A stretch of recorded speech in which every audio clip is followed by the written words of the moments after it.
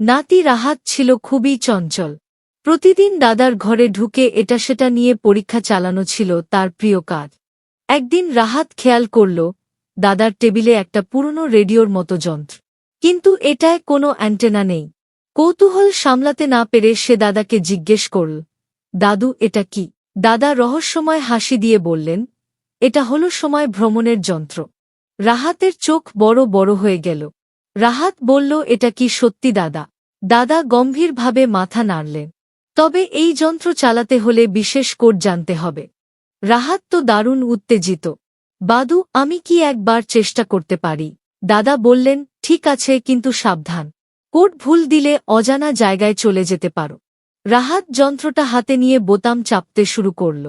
হঠাৎ পেছন থেকে দাদা বলে উঠলেন, স্টপ, আগে কোড বলো। রাহাত থমকে গেল আর ভাবতে লাগল কোডটি কি। দাদা মুচকি হেসে বললেন, কোডটি হল বিরিয়ানি। রাহাত খিলখিলিয়ে হেসে বলল, দাদু তুমি আমাকে ধোঁকা দিলে। দাদা হাসতে হাসতে বললেন, আর তুমি তো ধোঁকা খেতেই বসেছিলে। এটা রেডিওর পুরনো কাভার, আমি নিজেই বানিয়েছি। রাহাত হাসতে হাসতে বলল, দাদু তুমি সবচেয়ে বড় মজারু। এভাবেই রাহাত আর দাদার নতুন নতুন আবিষ্কার নিয়ে খেলায় মেতে থাকে। গল্পটি যদি আপনাদের কাছে ভালো লেগে থাকে তাহলে লাইক, শেয়ার করতে ভুলবেন না।